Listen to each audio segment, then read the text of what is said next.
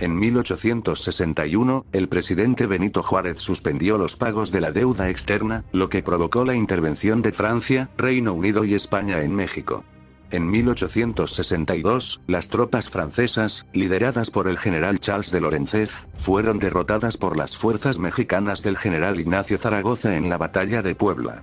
Sin embargo, el ejército francés tampoco no pudo tomar la Ciudad de México, y se vio obligado a retirarse. En 1863, el ejército francés regresó a México, y esta vez logró tomar la Ciudad de México.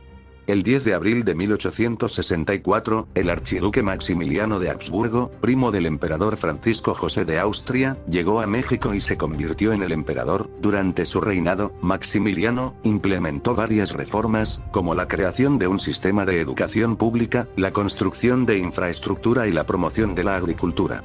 Sin embargo, su gobierno también se caracterizó por la represión y la violencia contra los opositores políticos.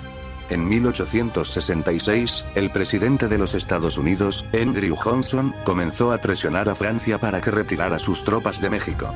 En enero de 1867, las tropas francesas se retiraron de México, y el ejército republicano, liderado por Benito Juárez, comenzó a avanzar hacia la Ciudad de México.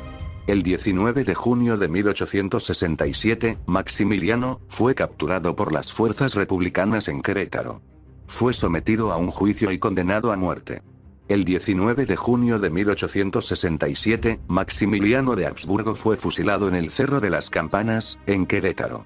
La caída del Segundo Imperio Mexicano marcó el fin de la intervención extranjera en México y el comienzo de una nueva era de estabilidad política en el país. Benito Juárez se convirtió en el presidente de México y gobernó hasta su muerte en 1872. Después de la caída del Segundo Imperio Mexicano en 1867, México se sumió en una serie de conflictos políticos y militares. En 1876, el general Porfirio Díaz, quien había sido un destacado militar durante la Guerra de Reforma y la lucha contra el imperio, se levantó en armas contra el gobierno de Sebastián Lerdo de Tejada. En noviembre de 1876, Díaz derrocó al gobierno de Lerdo de Tejada y se convirtió en el presidente de México. Durante su gobierno, Díaz implementó una serie de políticas y reformas que transformaron la economía y la sociedad mexicana. Algunas de las políticas y reformas más importantes del porfiriato incluyeron: 1. La construcción de infraestructura. Díaz invirtió en la construcción de carreteras, ferrocarriles y puertos, lo que facilitó el comercio y el crecimiento económico. 2.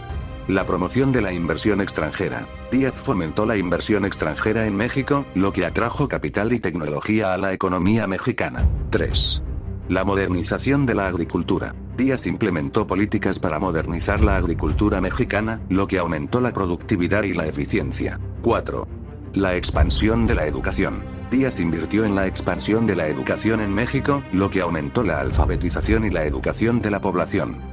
Aunque el porfiriato trajo algunos beneficios económicos y sociales, también fue criticado por su autoritarismo, corrupción y desigualdad social. En 1910, el gobierno de Díaz fue desafiado por una coalición de liberales, trabajadores y campesinos, liderada por Francisco I. Madero, la cual marcó el fin del porfiriato y dio comienzo a uno de los episodios más importantes en la historia de México.